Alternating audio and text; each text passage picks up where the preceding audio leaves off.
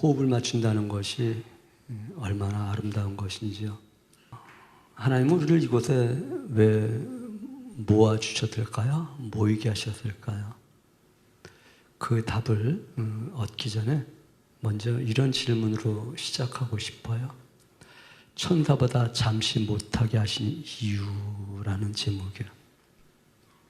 하나님이 하나님의 아들을 이 땅에 보내실 때에 천사보다 잠시 못하게 하셨다. 그 이유가 무엇인가? 그것에 대한 답을 얻지 못한다고 한다면 우리는 이 세상 살아갈 때에 여타 다른 많은 사조, 많은 종교와 별 다를 바 없는 인생을 살아가게 될 것입니다. 성경 역사는 자리를 이탈하지 않은 사람들에 의해서 나타난 역사다, 이렇게 정의해 볼 수 있습니다.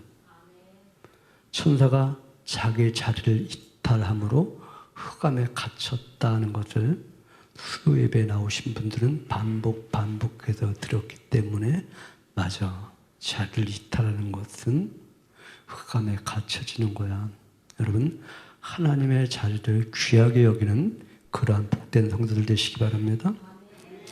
마리아는 자기의 자리를 지킴으로 말미암아서 복 있는 자라는 칭송을 받습니다.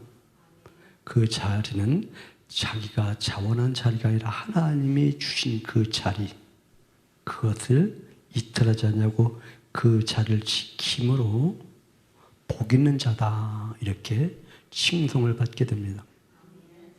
성경은 잠시 못하게 해 놓았지만 인내할 때에 더 나은 자리로 옮겨 놓는 사건을 반복해서 보여줍니다.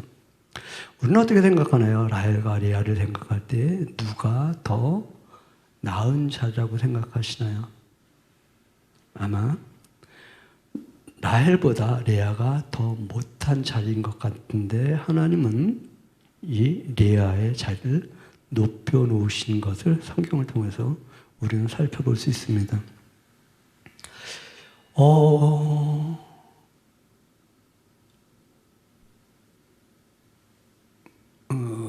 아브라함, 이삭, 야곱의 아들 요셉과 그의 형제들 사이에서 누구의 자리가 높았을까요? 요셉의 자리를 낮았었는데 그 자리를 인내할 때에 하나님이 높여 놓았다는 것을 우리는 잘 알 수 있습니다. 다윗의 형제들과 다윗과 누구의 자리가 높았을까요?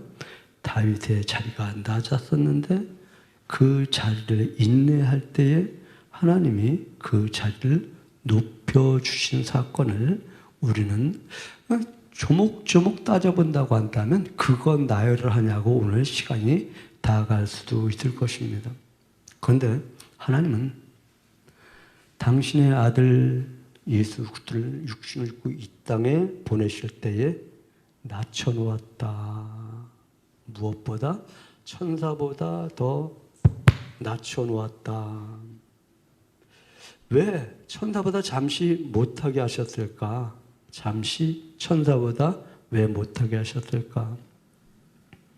이런 답부터 드려보고 싶습니다. 하나님의 일을 하게 하기 위하여서. 하나님이 하나님의 아들을 천사보다 왜 잠시 더 낮춰놓으셨는가? 하나님의 일을 하게 하기 위해서. 그렇다고 한다면 우리가 살아가는 삶의 현장 속에서 저와 여러분이 때로는 낮아진 적 있나요? 하나님이 낮춰놓은 것 같은 적 있나요? 낮춰놓았다고 한다면 하나님의 일을 감당하게 하기 위함인 줄 압니다. 그렇다고 한다면 우리는 생각해 보아야 돼요. 하나님의 일이 무엇인데? 하나님의 일이 무엇인데? 라고 하는 것이죠. 오늘 강단이 조금 지저분했어요. 어린아이 예배 시간 됐어요. 예배 진행하려고 하는데 그거 들고 계셔요. 어느 분이. 해서 그거 그냥 두십시오. 지금은 예배 드리는 시간입니다. 교회 청소하는 것이 하나님의 일일까요?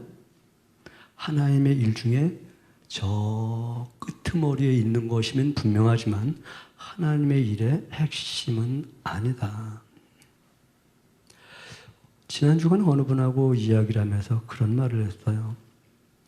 제가 하나님 말씀을 전할 수 있도록 시간을 많이 주기 위해서 저의 허드렛 일을 돕는다고 한다면 이는 저의 동역자가 되는 것입니다. 이런 말을 했어요. 어찌 보면 오늘 성찬식을 준비한 분 것도 내가 준비하려고 한다면 많은 시간을 할애했어야 되는데 제가 이거 하지 않고 설교 준비할 수 있도록 준비했다면 이것도 역시 저의 동역자됨입니다. 하나님의 일을 동역하려고 최선을 다했는데 내가 했던 것보다 더 못했다고 한다면 이도 하나님의 일을 하게 하기 위함이라고 한다면 난 괜찮아. 이렇게 스스로를 정의할 수 있다고 한다면 그러면 이런 질문을 하다가 이렇게 장황하게 드러났습니다. 하나님의 일이 무엇인데? 우리 예수님이 이런 말씀하신 거 기억나시나요? 아버지께서 일하시니? 아는군요. 우리 주님이 일하신대. 그럼 무슨 일을 하시는데? 물론 여러분들에게 한번 그런 표현을 한 적이 있습니다. 우리가 거할 처소를 지금도 만들고 계신다. 이러한 언어로 사용한 적이 있습니다. 그렇다면 정말 하나님의 일이 무엇일까? 히브리서 2장 17절에 주목해 보시기 바랍니다. 백성의 죄를 속량하는 것이 아버지의 일이다. 이렇게 말해요. 무엇이 아버지의 일이라고요? 백성의 죄를 자비하고 그 다음에 뭐라고 써 있어요? 신실한 대제사장이 되어서 백성의 죄를 속량하는 것, 이것이 아버지의 일이다. 이를 위해서 이 땅에 오셨다. 이를 위해서 천사보다 잠시 낮은 자리에 있게 하셨다. 백성의 죄를 속량하는 일을 하기 위해서 하나님은 아들을 천사보다 잠시 못하게 하셨으니 저와 여러분도 하나님의 일을 감당하기 위해서 나를 낮출 때에 이해할 수 있는 그 자리에서 인내할 수 있는 그 자리에서 하나님의 백성을 구원할 수 있는 속량할 수 있는 일이 무엇인지를 묵상하면서 하나님 저로 하여금 그 일을 감당하게 도우시옵소서. 이렇게 한 해를 살기로 결단한다고 한다면 어젯밤 송구영신 예배에 안 나왔다 할지라도 조금 더 송구영신 예배에 나와서 회개하고 울며 불며 하면 무엇합니까? 집에 가서 예배 끝나고 잠잠과 동시에 다 잊어먹고 자기의 삶을 살아간다고 한다면 우리 한 해를 그렇게 살았으면 좋겠습니다. 하나님의 일인 백성이 죄에서 사함받게 하는 일을 위해 살기로 다짐하는 그러한 2023년도 첫 주일 예배, 신년 예배라고 말해도 될 겁니다. 그런 날 되시기를 바랍니다. 하나님의 일을 하시기 위해서 잠시 천사보다 못한 혈과 육으로 오신 예수님은 과연 누굴까? 여러분, 하나님의 아들 예수님은 누구실까요? 여러분들 한번 뇌리 속에 한번 쭉 하나님의 아들 예수님이 누구신가를 한번 정리해 보시기 바랍니다. 아, 하나님의 아들 이런 분이야 라고 어떤 분이 먼저 어떤 이미지가 가장 먼저 떠오르는가를 한번 보시기 바랍니다. 히브리서 1장에서는 이렇게 말합니다.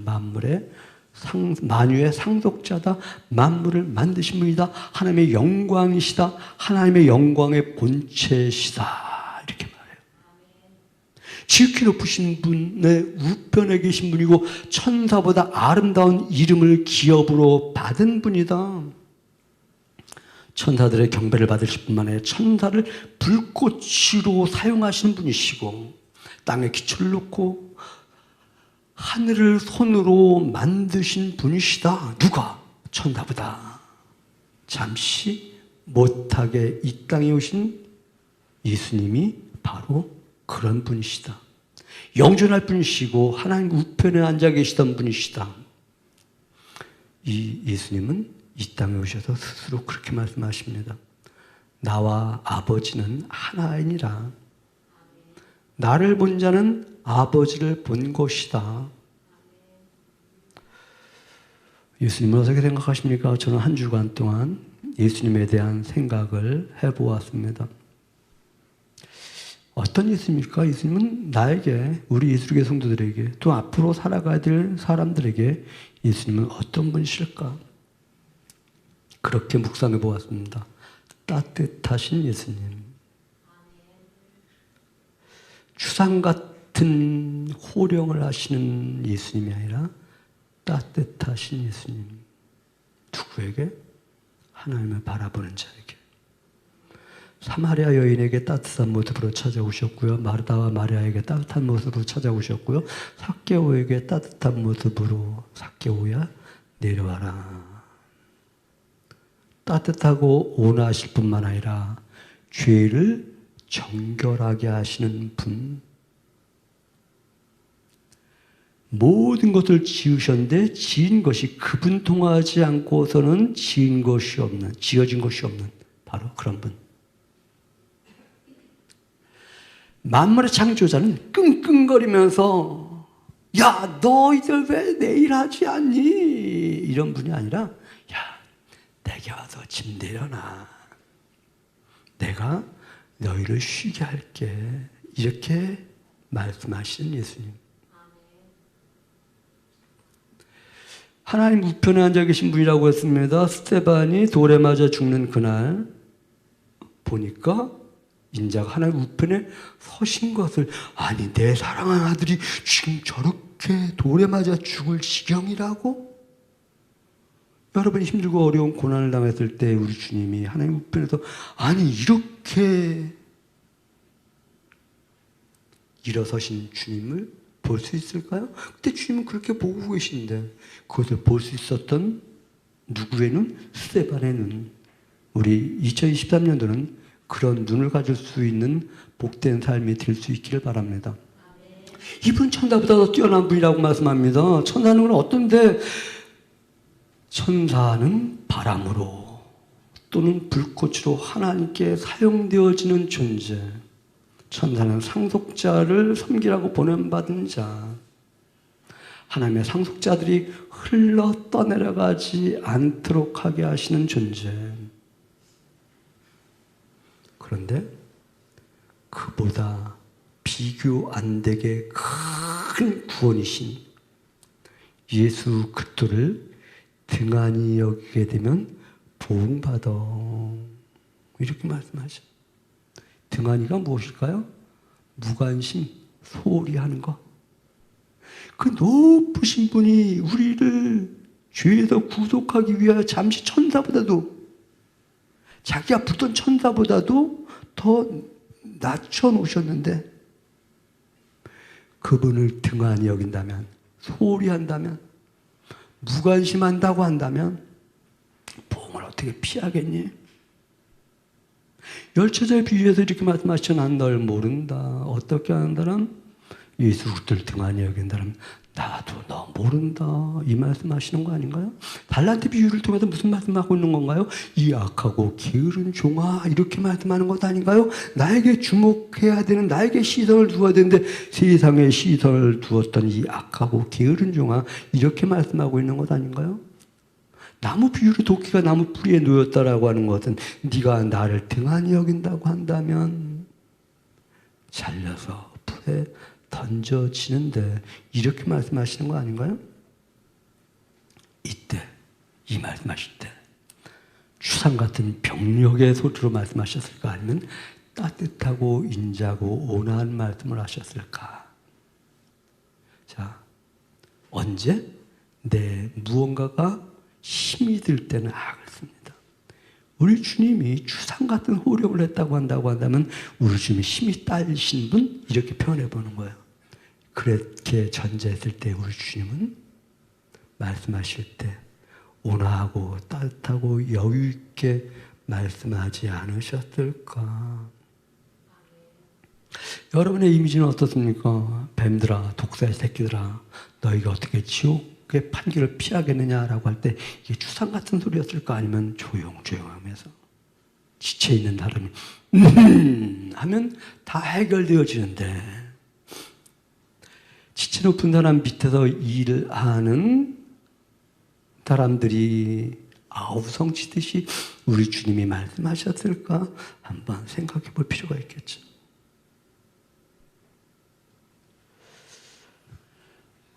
요즘은 뭐 약발이 없죠. 순사 온다면 우는 애도 멈춘다면서요. 멈췄었다면서요.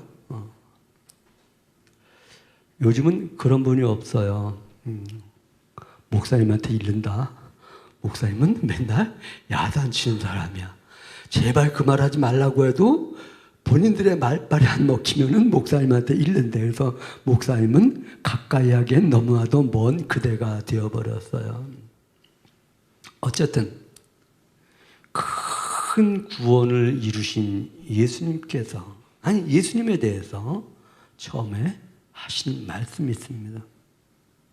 천사들을 통해서 하셨던 말씀을 정리해보면, 이름을 예수라 하라. 그는 자기 백성을 그들의 죄에서 구원할 자이심이라. 기억나시나요? 아마 2주 전에 여러분들에게 강조했었을 거예요. 처녀가 잉타하여 아들을 낳으리니 뭐라고 하리라? 이를 번역한 즉? 이를 번역한 즉 예수야? 하나님이 함께 하신다는. 그럼 큰 구원은 무엇일까요? 하나님이 우리와 여러분과 함께 하시는 것이 큰 구원이다. 예수님 친히 무슨 말씀하셨나요? 나 아버지에게 간다. 나는 아버지에게 가는 길이다. 내 아버지 집엔 거할 곳이 많다. 하나님 그 큰 구원이신 예수님을 표적과 기사를 통해서 보여주셨다. 그리고 장차 올 세상에 대하여 말씀하셨다. 이 장차 올 세상은 천사들에게 복종하게 할 세상이 아니다. 아들에게 복종하게 할 세상이다. 이렇게 말씀하셨습니다. 기억하시기 바랍니다.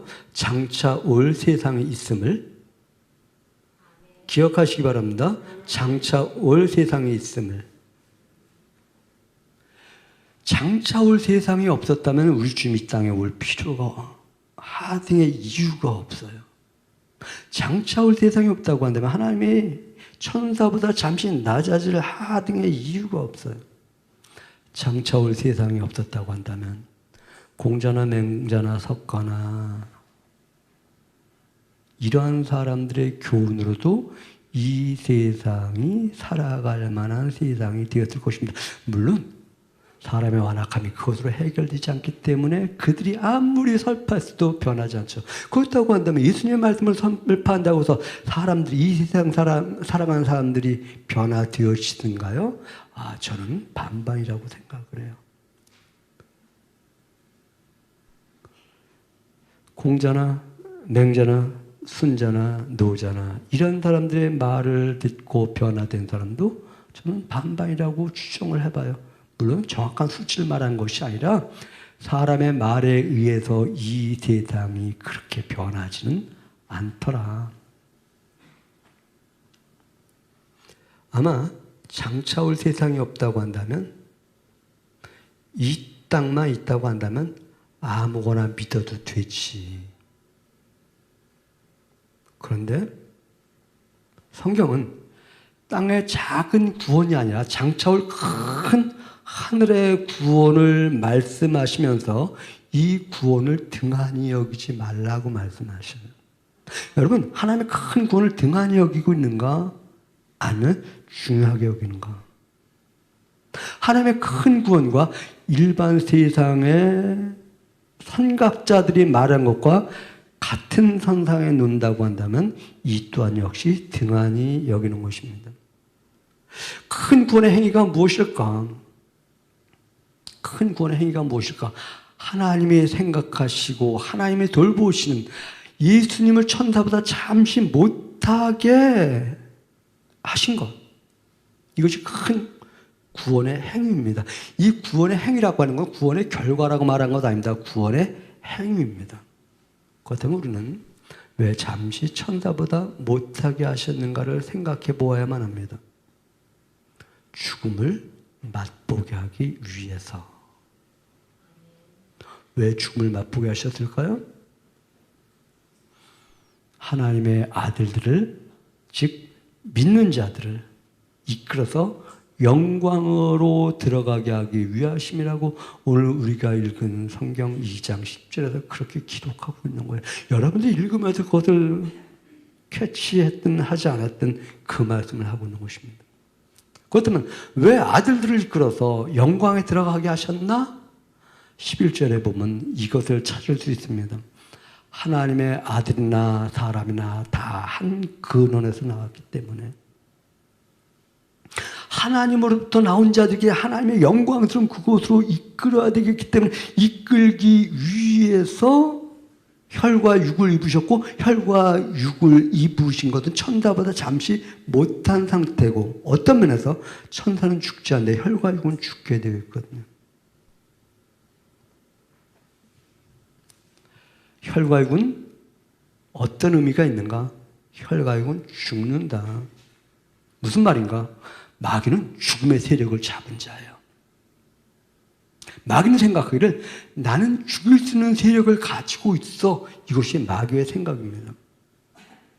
그래서 생명의 혈과 육을 입고 오셔서 죽으심으로 죽을 수 없다는 것을 알게 하기 위해서 예수님이 혈과 육을 입으셨다.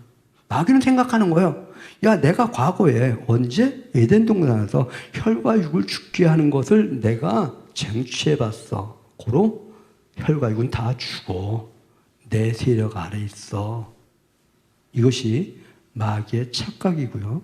하나님이 혈과 육을 입고 오시면서 아니, 혈과 육은 다시 살아.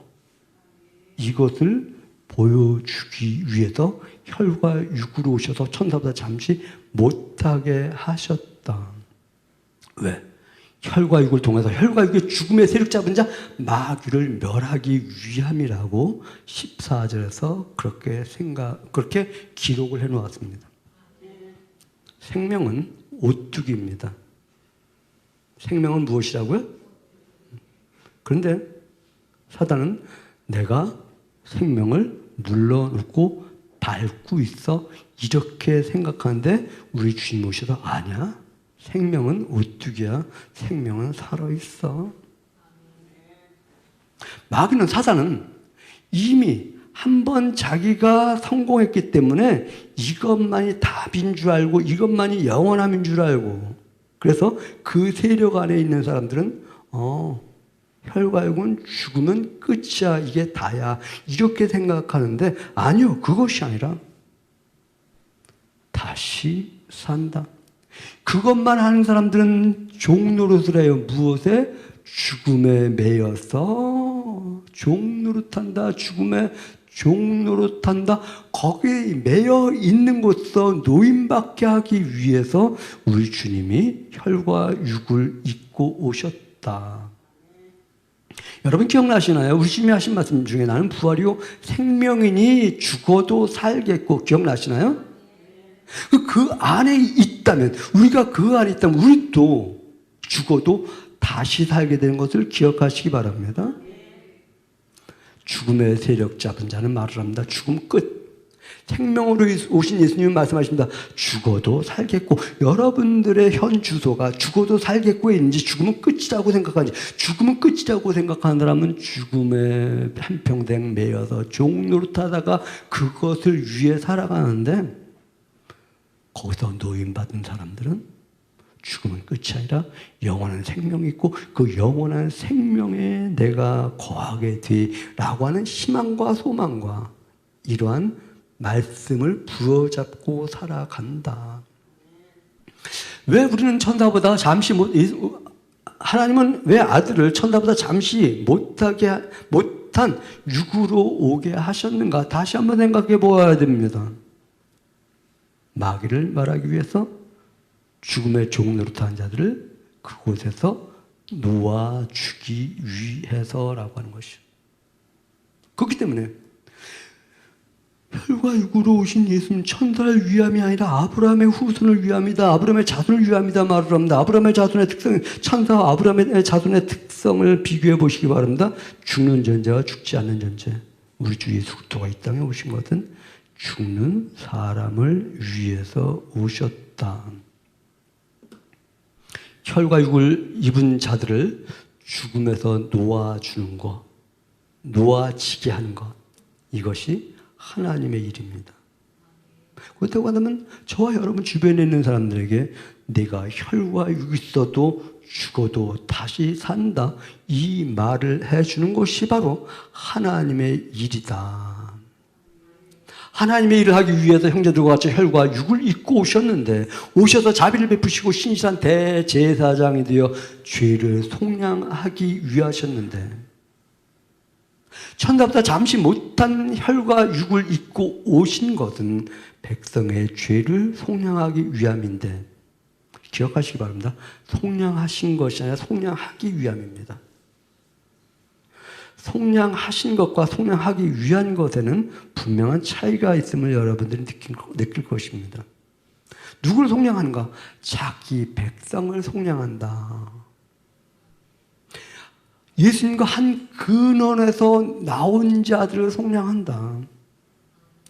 이를 위해서 시험을 받아 고난을 당했다. 고로 시험 받는 자들을 능히 도울 수 있다고 말씀하시는데, 우리 시험, 요 18절, 2장 18절 보면, 그는 시험 받아 고난을 당하셨은 즉 시험 받는 자를 능히 도우신다니까, 내가 시험 받을 때 돕는구나. 어떤 시험?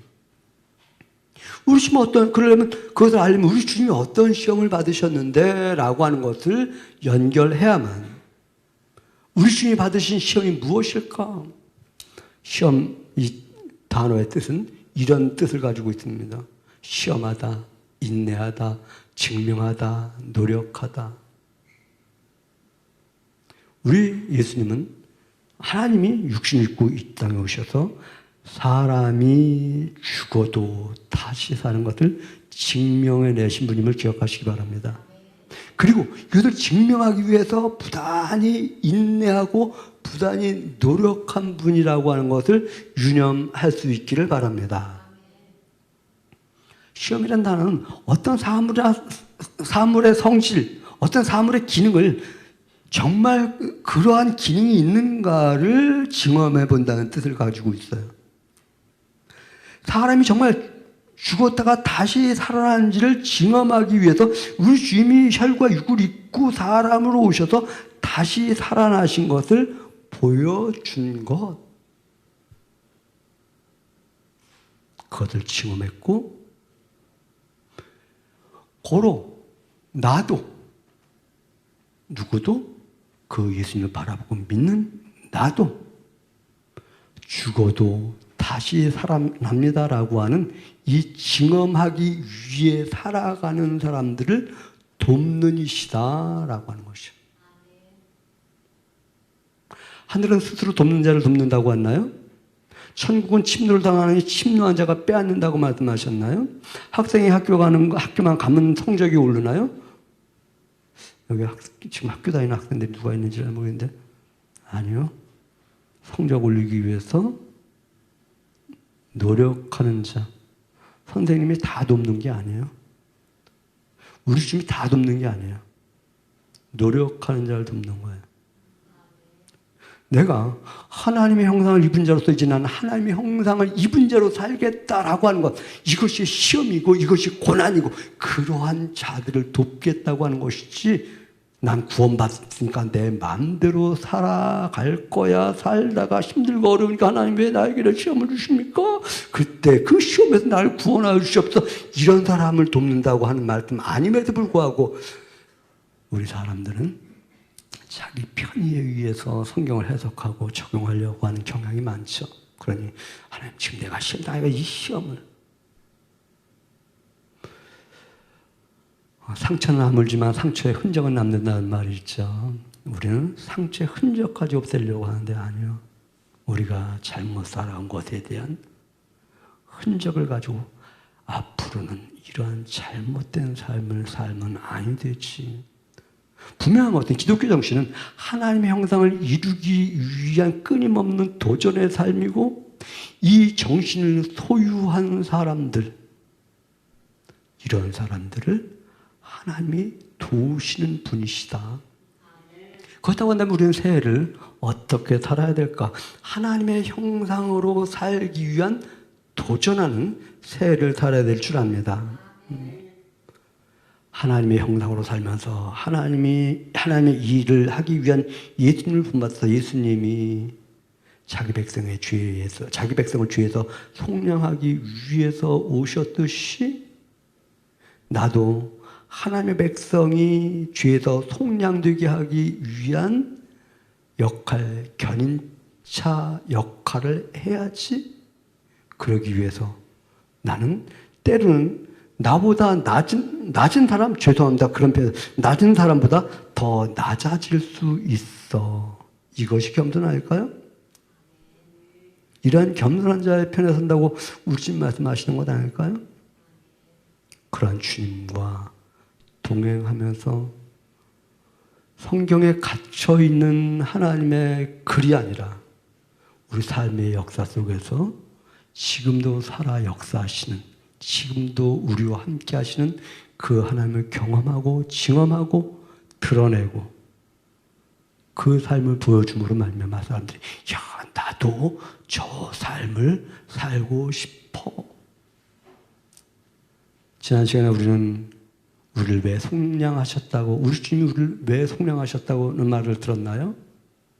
상속자 삼으려고 속량하셨다. 상속자란 대권을 잇는 자다 말씀을 했고요. 이 하나님, 저로 하여금 하나님 나라의 상속자 되게 하여 주시옵소서. 이 징조를 구하라고 할 때 구하는. 하나님, 나 그런 사람 되게 없어. 그런 사람으로 살아갈 수 있게 없어서. 이러한 자들에게 하나님이 상급을 주실 줄 믿습니다. 그러면서 3장으로 넘어가면 이 예수를 깊이 생각하라고 해요. 어떻게 하라고? 누구를? 어떤 예수님을? 그럼 그렇게 표현할게요. 어마어마하신 분이 자기를 낮추신 것을. 그 낮추신 것은 나를 구속하시고 내 주변에 있는 사람을 구속하시고 죽음에 매여 종노릇하는 사람들에게 담대하게 죽음 아무것도 아니야, 다시 사는 거야, 이것을 알게 하기 위해서 죽음의 세력을 잡은 사단을 멸하기 위해서 오셨어. 이것을 확증하며 살아갈 수 있는, 그래요, 오늘 죽어도 난 두렵지 않아, 내일 죽어도 두렵지 않아 라고 하는 그러한 고백을 가지고 살아갈 수 있기를 주님의 이름으로 부탁드립니다. 기도합니다. 고맙습니다. 하나님, 하나님의 일이 무엇인지 알고 하나님의 일을 하기 위해 우리 주님 이 땅에 오셨듯이 저희도 하나님의 일을 받았으니 하나님의 일을 감당하는 복된 인생 되게 하여 주시옵소서. 감사드리며 예수님의 이름으로 기도드렸습니다. 아멘.